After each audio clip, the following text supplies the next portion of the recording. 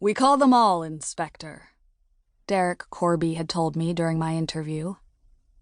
Most mystery parties assign the guests as suspects who have to learn their backstories and then stumble their way through conveying that information to everyone. That's how we're different. Our visitors are detectives. All the same detective, actually, and they get badges and notebooks when they enter. Then they can jot down notes as they dine, as they mingle in the drawing room, as they walk the grounds with the suspects. And this is why we can charge so much for the Castle Dark experience, and why people are more than willing to pay it, by the way. We hire real actors, we cater elegant dinners, and we give people the experience of total immersion. They are living in this castle, moving from room to room, touching the objects, sitting on the furniture.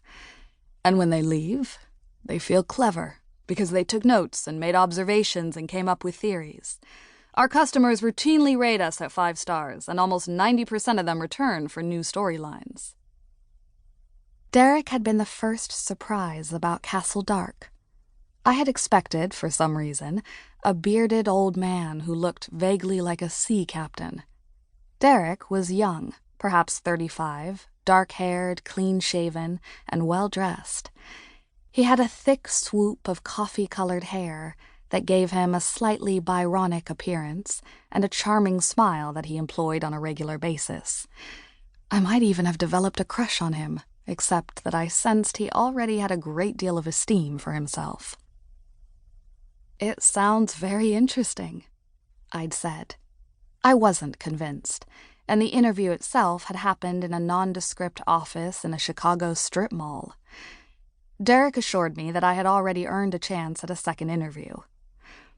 "Then you'll see the castle itself, and you'll get a sense of how fun it is to be in the cast. And while I know the pay I'm offering isn't exactly princely, our actors have told me that it's a real bargain to get a room in the castle and to eat catered meals. Room and board. That would certainly help a struggling actor, wouldn't it?" It would. And so far, it had been his best selling point.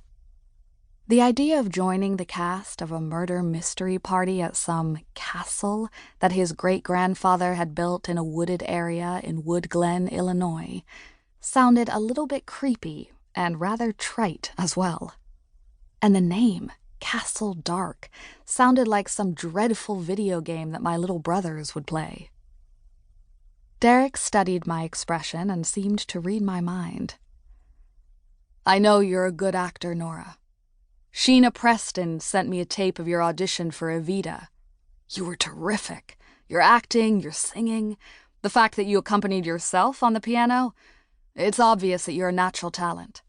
Frankly, after seeing that recording, I was shocked that she cast the person she did." It still rankled. I swallowed the lump in my throat. I was surprised as well. I thought I had the part. "Still, Sheena was impressed with you, and she knew I had an opening." Someone named Carly, who had previously played the role of the secretary, had left abruptly to get married, he had told me with a dour expression. "It's a great role. Yes, everyone has to be a bit melodramatic, but there is a lot of fun to be had with melodrama, and our set is fantastic." He punctuated this idea by thumping his hand on his desk. "Our props are amazing." Thump. "The whole experience will be worth your while." "It's a neat offer, Derek," I said, prepared to turn him down. He held up a hand. "Take a day, look at our website, read the reviews, check out the virtual tour, and then come see me at the castle. If your answer is no, it's no. But you can't decide until you see what's on offer, right? I haven't showed you the place that you'd be staying, free of charge." The free apartment was a temptation. Some months I could pay my rent with no problem, and other months I fell short. I hated the uncertainty of it, and to live free? Who was I to look that gift horse in the mouth? On the other hand, I needed to be close to Chicago so that I could keep going to auditions, and Wood Glen was out in the boonies. I didn't want to live that far away from my friends and my family. But Derek Corby's handsome face wore a very persuasive expression. "So you'll come and see me at the castle?" he asked. "Yes, all right," I said. "Wonderful. This is Monday, so let's say Wednesday for tea? I'll give you a map."